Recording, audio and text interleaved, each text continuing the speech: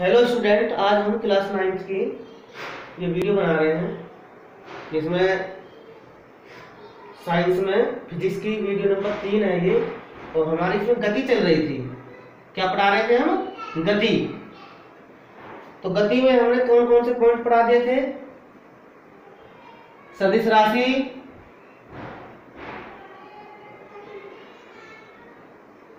अदिश राशि, दूरी, विस्थापन, चाल, वेग। ये दोनों तो थी पहली वीडियो में, देख सकते हैं इसने नहीं देखा वीडियो 1 में, और ये चारों मिलेंगे आपको वीडियो 2 में। आज हम वीडियो 3 में, वीडियो नंबर 3 में हम त्वरण स्टार्ट कर रहे हैं। और त्वरण मतलब ACCELERATION, एक्सीलरेशन। क्या होता है त्वरण?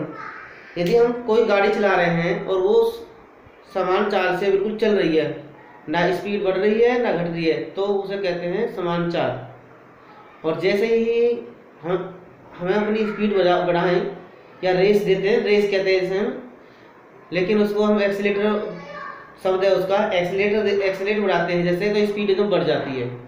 तो जब एक्सीलेट उड़ाते हैं तो वेग में परिवर्तन होता है, ठीक है ना। तो वेग में परिवर्तन होने को की दर को क्या कहते हैं हम? त्वरण। और या वेग को ब्रेक मारे तो भी उसे हम मंदन कहते हैं, या माइनस का त्वरण कहते हैं। दो तरीका का होता है, प्लस का और माइनस का। तो त्वरण की परिभाषा क्या है? किसी वस्तु के वेग परिवर्तन की समय दर को, मतलब एकांक समय में जो वेग परिवर्तन होता है उसको वस्तु का त्वरण कहते हैं। तो एकांक समय मतलब एक समय मतलब 1 सेकंड में। तो कैसे निकालोगे? समय से भाग करके। तो त्वरण बराबर क्या आ जाएगा? वेग परिवर्तन बटे समयांतराल। मतलब मान लीजिए किसी की स्पीड 50 मीटर प्रति सेकंड चल रही है और उसके बाद में वो 60 हो जाती है, तो वेग परिवर्तन कितना हुआ? 50 के बाद 60 हो गई तो 10, तो 10 यहाँ आएगा। कितने समय में हुई? 2 सेकंड में, तो 2 सेकंड यहाँ आ जाएगा। तो त्वरण निकालने का तरीका है। तो इस बात को ध्यान रखना कि किसी वस्तु के वेग परिवर्तन, वेग में चाल के परिमाण के साथ साथ दिशा भी होती है। अगर दिशा में भी परिवर्तन होता है तो तब भी त्वरण माना जाता है। अगर हम उसी चाल से जितनी स्पीड से हम चल रहे हैं दिशा बदल जाए तो तब भी क्या होगा? त्वरण होता है। त्वरण माना जाएगा कि त्वरण हुआ है। तो किसी वस्तु के वेग परिवर्तन की समय दर को, क्योंकि वेग में परिमाण और दिशा दोनों होती है, वेग परिवर्तन की समय दर को उस वस्तु का त्वरण कहते हैं। तो त्वरण का सूत्र क्या हो गया? वेग परिवर्तन बटे समयांतराल, ठीक है। और मात्रा के फिजिक्स के अंदर कोई भी भौतिक राशि होती है उसका मात्रा लिखना बहुत जरूरी है, और मात्रक सूत्र के आधार पर निकाल सकते हैं। सूत्र में वही राशियां आएंगी जो पहले हम पढ़ चुके हैं। तो त्वरण में क्या वेग परिवर्तन? वेग हम पढ़ चुके हैं। तो वेग का मात्रक क्या था? मीटर प्रति सेकंड। समय का आपको मालूम ही सेकंड है, तो मीटर प्रति सेकंड तो ऊपर पहले से हो गया, सेकंड ये हो गया। तो कितने सेकंड हो गए? 1 सेकंड, 2 सेकंड, तो ये हो गया सेकंड की घात 2 गुना, ये इन दोनों की गुणा हो जाएगी। तो मीटर बटे सेकंड की घात 2 बटा, ये बटा मान सकते हैं, प्रति कहते हैं, मीटर प्रति सेकंड स्क्वायर हो गया। तो इसको अगर हम हटाना चाहें तो ये घात जो है ऊपर जाके माइनस की हो जाएगी। तो मीटर इंटू सेकंड की घात माइनस के 2, ठीक है। हाँ। चाहे तो हम त्वरण के लिए हम सूत्र भी निकाल सकते हैं। सिंबल हम त्वरण के लिए हम सिंबल यूज करते हैं ए फॉर एक्सीलरेशन। सूत्र क्या बताया था इसका? वेग परिवर्तन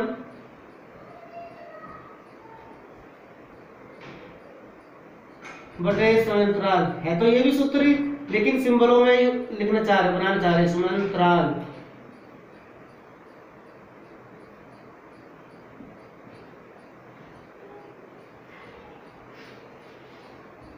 मान लीजिए माना किसी समय पर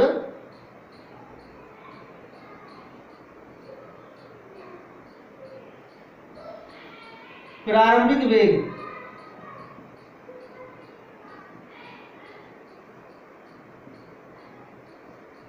यू कहते हैं। हम हमेशा याद रखना इस बात को कि बुक्स में प्रारंभिक वेग का सिंबल यू है।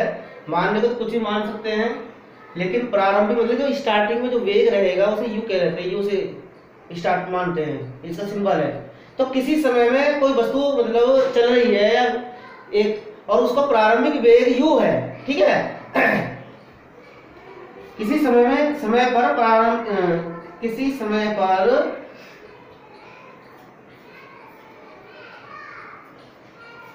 वस्तु लिख दो यहां पर, माना किसी वस्तु का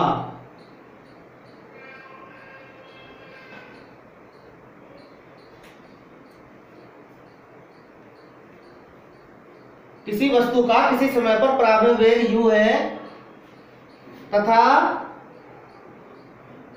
t समय बाद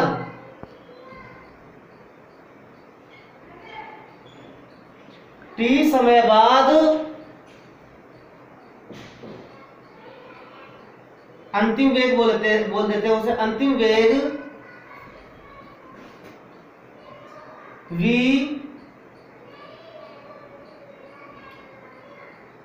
हो जाता है।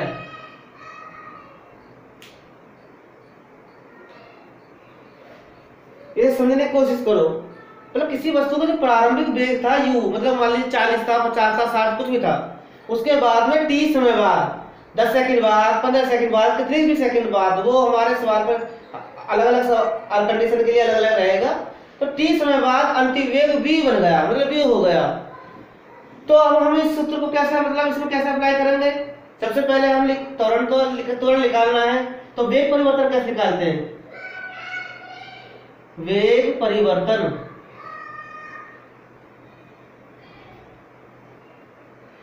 परिवर्तन हमेशा निकालते हैं अंतिम वेग माइनस, याद रखना कभी भी किसी चीज का परिवर्तन निकालना हो, किसी भी चीज का परिवर्तन निकालना हो तो अंतिम में से प्रारंभिक घटा दो, मतलब लास्ट में से पहला वाला घटा दो, फर्स्ट वाला। अंतिम वेग माइनस प्रारंभिक वेग, प्रा लिख रहा हूं, प्रा का मतलब है प्रारंभिक, शॉर्टकट में लिख रहा हूं प्रारंभिक वेग। तो क्या आ जाएगा वेग परिवर्तन में? लाइन टेढ़ी हो जाती है क्योंकि ये थोड़ा नीचे छोटा पड़ता है ना, अब सीधे झुकते लेकिन सीधी आ जाएगी। अंतिम वेग बराबर क्या है? v माइनस के u आ गया, ठीक है। उसके बाद समय आपको पता ही है, तो त्वरण बराबर क्या आ जाएगा? त्वरण बराबर आ जाएगा, त्वरण का मान आ जाएगा a बराबर v माइनस के u बटे t। इस सूत्र को याद रख लेना, ये त्वरण ज्ञात करने का सूत्र है।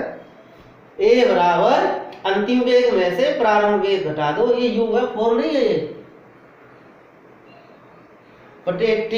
तो इस त्वरण का सूत्र बन गया सिंबलों में, सूत्र ये भी है, सूत्र ये भी है, इसे समीकरण बोल सकते हैं, समीकरण है त्वरण की। a बराबर v माइनस u बटे t, ओके।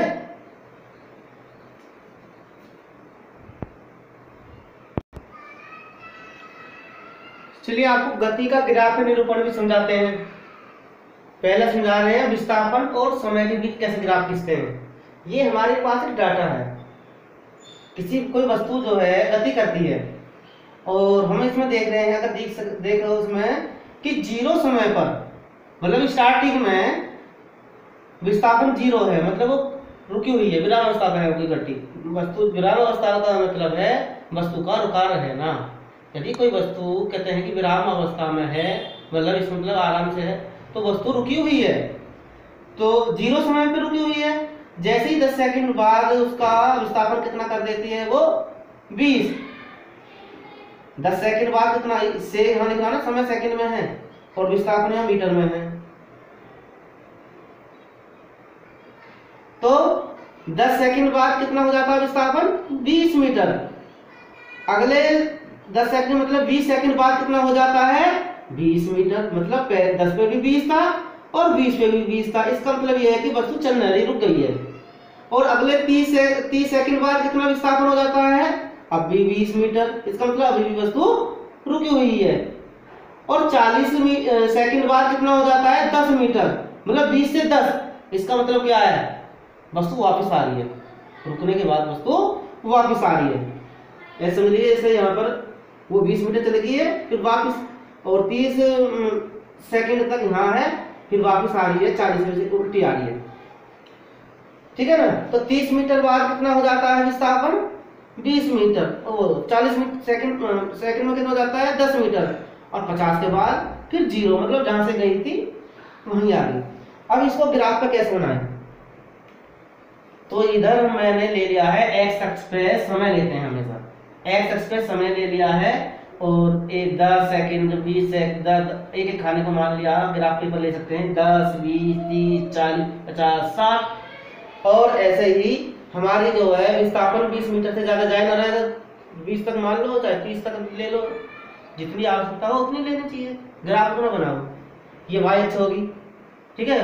y एक्सिस पर 0 समय पर कितना विस्थापन है?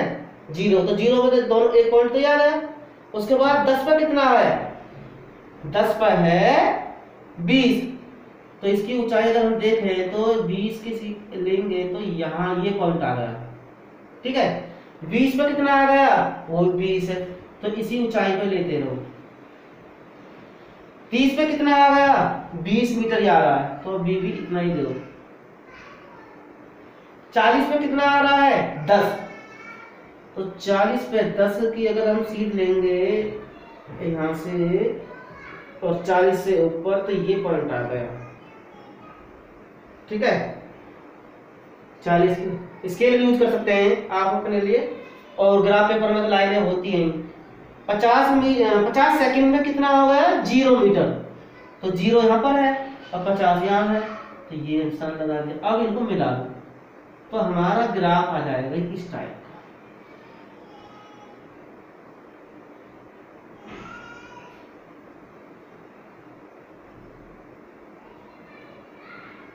ये ग्राफ कहलाएगा हमारा विस्थापन और समय ग्राफ, क्योंकि इसमें हमने एक तरफ समय लिया है, एक तरफ विस्थापन लिया। इसको समझाऊं कैसे?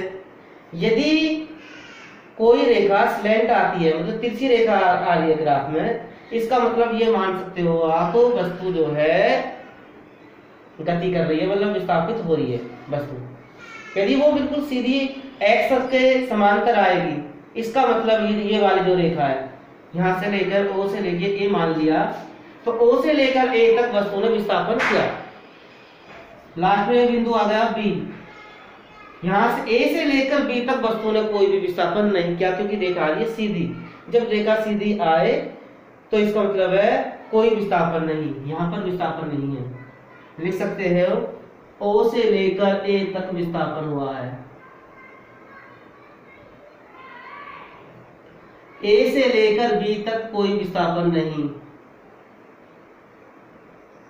कोई विस्थापन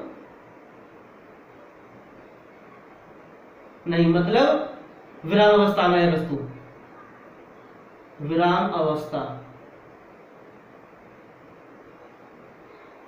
सवाल पूछ सकते हैं ग्राफ देके कि ये पूछ सकते हैं कि बताओ कौन सी कंडीशन में वस्तु विराम अवस्था में है, तो आपको बताना है ए से लेकर बी की जो अवस्था है वो वस्तु विराम अवस्था में है। फिर बी से लेकर यहां पर सी पॉइंट मान लो, बी से सी तक वस्तु विस्थापित हो रही है,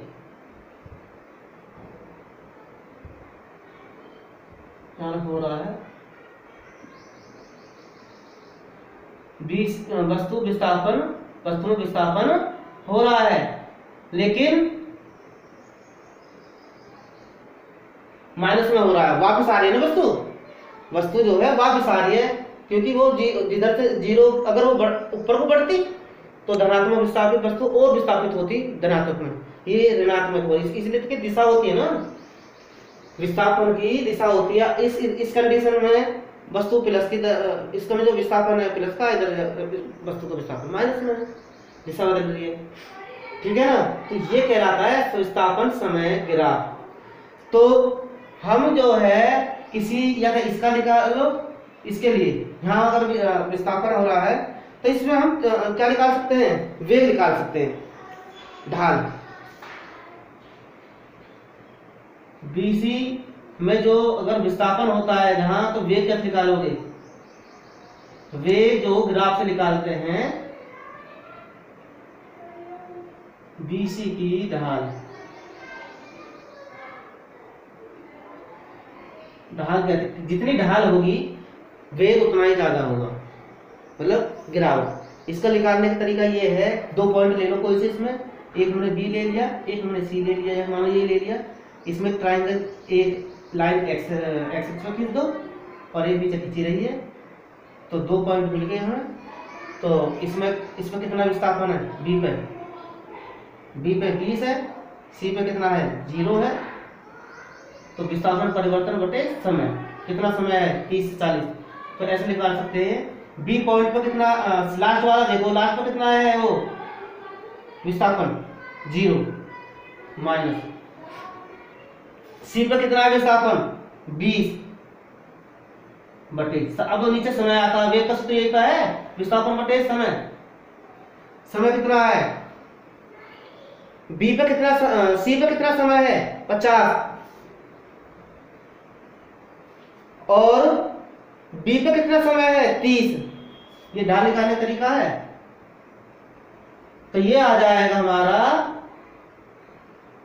-20 बटे 30, 50 में 30 गए 20 बराबर -1 मीटर प्रति सेकंड।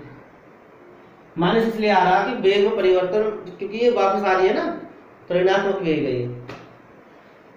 एक बार फिर समझ लो, कहीं से भी कोई ग्राफ की ढाल निकालनी होती है तो 2 पॉइंट लेते हैं।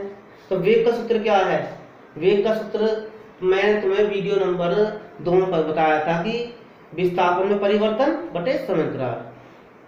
ठीक है ना, तो विस्थापन कैसे निकालेंगे, दोनों पॉइंटों का अंतर, लास्ट वाला माइनस शुरू वाला, तो विस्थापन ऊपर होना चाहिए, समय नीचे। तो सी का कितना विस्थापन है, सी पर कितना विस्थापन है 0, देखो ऐसे देखना ना, विस्थापन लाइन ये है, तो सी पर कितना विस्थापन है 0, तो 0 ले लिया, माइनस करते हैं परिवर्तन निकालने के लिए, और बी पे कितना विस्थापन है 20, तो -20 ले लिया।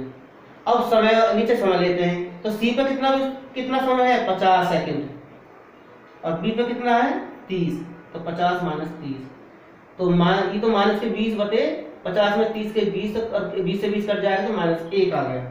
तो इससे हम ग्राफ से, यदि वो तिरछी रेखा है तो वहां पर क्या होगा, वेग निकाल सकते हैं। वेग कैसे निकालते हैं, समय, विस्थापन समय ग्राफ वाले में उसकी ढाल से हम क्या निकाल सकते हैं, वेग निकाल सकते हैं। ये तो हो गया विस्थापन समय ग्राफ। दूसरा ग्राफ बना रहा हूं मैं, वेग समय ग्राफ। तो इसमें क्या है कि एक्स अक्ष पे मैंने समय ले लिया है,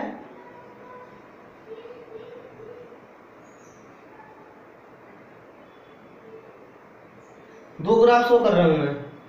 तो ये समय सेकंड में है, ये सेकंड में है, इसको सेकंड मान लो। तो 0 सेकंड पे भी 20 मीटर प्रति सेकंड वेग है, 10 सेकंड पे भी 20, मतलब सीधी रेखा आ रही है, 20 पे भी 20 ही है, 30 सेकंड पे भी 20 है। इसका मतलब क्या है, वस्तु एक समान वेग से चल रही है, वस्तु एक समान वेग से चल रही है। तो जब एक समान वेग से चल रही है, मतलब वेग में कोई परिवर्तन नहीं हो रहा। तो यहाँ इस कंडीशन में अगर कोई सीधी रेखा आती है इस टाइप से, तो ये मान के चलना कि कोई त्वरण नहीं है, कोई त्वरण, उसमें तो कहीं थी विस्थापन नहीं है, इसमें कहेंगे कोई त्वरण नहीं है, या त्वरण 0 लिख दो इस पर, त्वरण को मानो त्वरण 0 है इस कंडीशन पर। यदि सीधी रेखा आती है, एक्स एक्स के समांतर यदि रेखा आती है ग्राफ में, वेग समय ग्राफ में, तो क्या आएगा, त्वरण 0 है। लेकिन त्वरण 0 है ऐसी इस वाले ग्राफ से, लेकिन दूरी ज्ञात कर सकते हैं बिना सूत्र के। दूरी केवल ग्राफ से। कैसे ज्ञात करेंगे? मान लीजिए हमें 10 सेकंड से लेकर और यहाँ से लेकर यहाँ तक की दूरी ज्ञात करनी है कि यहाँ से लेकर और यहाँ तक की दूरी कैसे ज्ञात करें कि वस्तु कितनी दूरी चल गई। तो उस कंडीशन में हम इस पर एक लंब डाल देंगे, 10 सेकंड पर आ रही है, और इस पर एक लंब डाल देंगे, ये 30 पे आ रहा। तो ये आकृति क्या बन गई? एक आयत जो वर्ग देखते हैं, इसका क्षेत्रफल निकाल दो। ए पॉइंट मान लो, इसे बी मान लो, और ये सी, ए बी सी डी, यहाँ सी मान लो, इसे ये डी हो गया। इसका जो क्षेत्रफल आएगा वो दूरी शो करेगा, ठीक है ना। ए से बी तक की दूरी, मतलब बी तक बिंदु माने जाएंगे, बिंदु ए से बी तक के लिए चली गई दूरी निकालनी है जैसे आपको। तो दूरी जैसे निकालनी है तो उसके लिए इसके नीचे तक का लंब डाल के एक्स अक्ष तक इसका क्षेत्रफल निकाल दो। तो क्षेत्रफल निकालने के लिए यहाँ से लेकर यहाँ तक की दूरी कितनी है? ए बी कितनी है? 20, और ये कितनी है? 20, और यहाँ से लेकर यहाँ तक की दूरी कितनी है? 30 में से 10 गए 20, तो ये तो एक वर्ग हो गया। देखो हम इसको जो दूरी को इसको मानेंगे मीटर प्रति, जो हमने ग्राफ में कर रखा है, यहाँ 10 होएगा, 20 और 30 ऐसे। तो ये दूरी हो गई हमारी 20, और ये भी हो जाएगी, ए बी बराबर निकालेंगे तो हम आ जाएगा हमारा 30 से लेकर 10 तक है। तो 30 माइनस के 10, लास्ट में से उसका पहला वाला घटा दो, तो कुल मिलाकर ये आ गई 20 मीटर, फिर मतलब 20 सेकंड आ गई। इसको हम यूनिट मानेंगे, 20 आ गया, और ये आ गया ए डी आ गई हमारी, ये 20 है, ये भी ए बी भी 20 रहेगी और डी सी भी 20 रहेगी, ये दोनों बराबर है, और बी सी भी बराबर रहेगी ए डी के। तो 20 ये है, ये 20 ये है, तो ये क्या होगा? वर्ग हो गया, चारों भुजाएं बराबर होगी। तो क्षेत्रफल कैसे निकालेंगे? ए बी सी डी का क्षेत्रफल जब निकालेंगे तो आ जाएगा ये भुजा का घात 2, ये लंबाई गुना चौड़ाई कर लोगे, लंबाई भी 20 है, चौड़ाई भी 20 है, तो 2 दूनी 4, तो ये आ गया 400 मीटर दूरी आ जाएगी। हमने कोई सूत्र नहीं लगाया, केवल ग्राफ से निकाल दिया कि यदि वस्तु ए से लेकर बी तक पहुंचने में वो 400 मीटर की दूरी तय करेगी, तो उसके लिए क्या है? उसके नीचे का ग्राफ निकाल देंगे। अब सिलेबस में इसमें मैं तो देखता हूँ कि हमारे सिलेबस में ग्राफ द्वारा निकालना होता है, क्योंकि अभी हमें गति के 3 समीकरण पढ़ाने हैं। कल अगले वीडियो में, वीडियो नंबर 4 में हमें ये पढ़ानी है, गति की 3 समीकरण होती है, नोट कर लेना, तैयार कर लेना, पढ़ लेना। गति की 3 समीकरण होती है, v बराबर u प्लस के ए टी, दूसरा v स्क्वायर बराबर u स्क्वायर प्लस 2as, तीसरी है s बराबर ut प्लस 1/2 at स्क्वायर। ये गति की 3 समीकरण होती है।